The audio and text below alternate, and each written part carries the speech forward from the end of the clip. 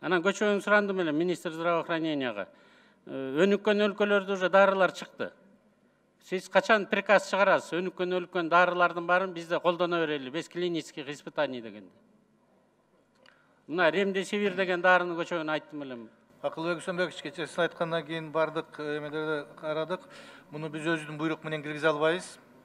Атайын ЖМП заключение болуш керек, ВОЗдун заключениясы болуш керек, рекомендациясы менен. Анан биздеги солидарность деген программа бар. Ошонун негизинде биз ошол переченге киребиз дагы, ошонун менен биз анан жаңы дары-дармектерди киргизиш керек. Булар далилденген элек аягына чейин. Ошондуктан бүгүн биздин өзүбүздүн буйрук менен киргизгенге болбойт. Анын үчүн бизде этический комиссия бар. Ошонун негизинде гана жасашыбыз керек. Азыр сиздин ушундай позицияңыздан далай киши кырылып калат.